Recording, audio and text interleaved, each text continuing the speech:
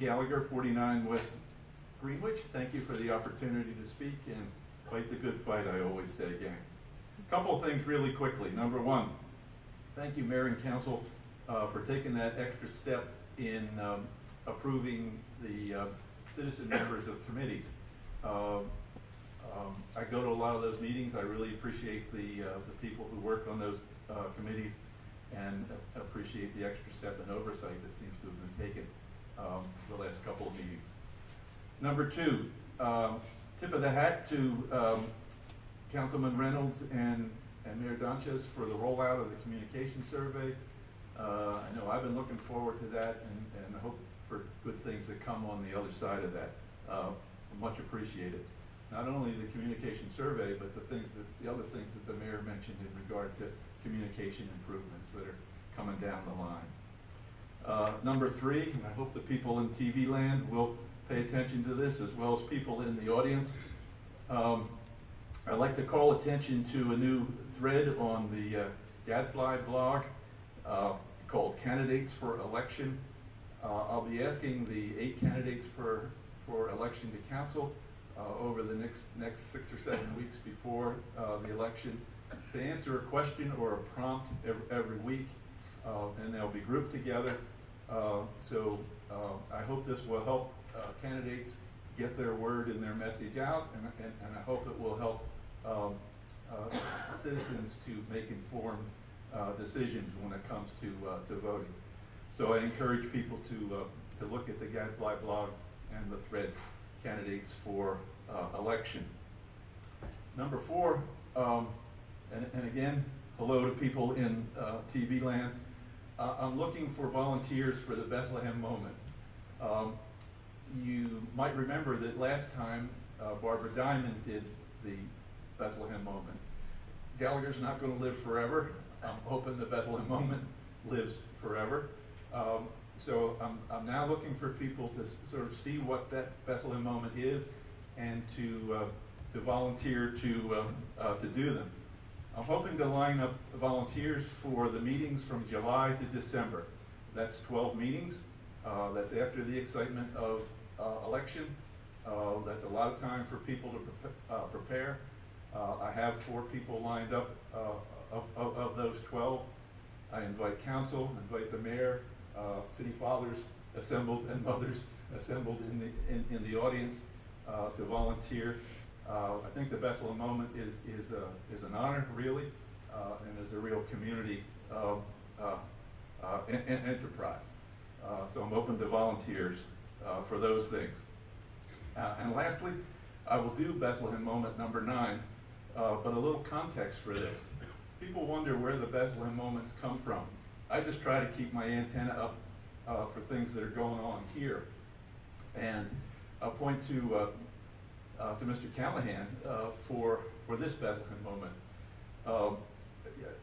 Yesterday at a committee meeting, Mr. Callahan advanced an ordinance, an evolving ordinance that has to do with discrimination, especially applied to women. He rolled that out a little bit at the Bethlehem committee, what's it called, the Bethlehem Democratic Committee, back in February, and I happened to record it that night and put it on the blog. I was quite moved by that. I was sitting there thinking that I have 9 granddaughters. I was sitting there thinking that I've taught a lot of novels in the 18th and 19th century of women trying to be self-sufficient, trying to be economically stable, and I was quite moved by that. So this Bethlehem moment really comes out of Mr. Callahan's proposal here. A Bethlehem moment, August 13, 1757. On August 13, 1757, Mary Penry, P-E-N-R-Y, 1735-1804, received communion in the Gemein House Chapel, marking her full membership in the Moravian Church. She would live in the Bethlehem Sisters' House till 1762, before moving to the Sisters' House in Lidditz for the rest of her life. We mark this moment to value the role that our sisters' houses played for women, single either by fate or choice. Penry was born in Wales, where her parents lived in desperate and worrisome circumstances. At age 9, after the death of her father, Penry moved with her mother to live with a female relative in Philadelphia, only to live a life of Egyptian bondage under the roof of the relative's husband, a terrible person whom, after the relative died, impregnated her mother, marrying her only 2 months after the baby was born, a union Penry describes as true despair, for the husband threatened to kill her daily. Penry was a vulnerable teen, poor. The husband died absolutely unfairly, leaving her and her mother only a few shillings. And she would remark that put a U in her name and you get Penry, Mary Penry. Poor and sexual prey herself she was. But at age 19, she found the Brethren's Church, had a saving vision of the wounds of Christ, learned of the Sisters' House from the famed artist Johann Valentine Haidt, whose portraits we see in museums around town, and came to Bethlehem. Penry chose to remain single.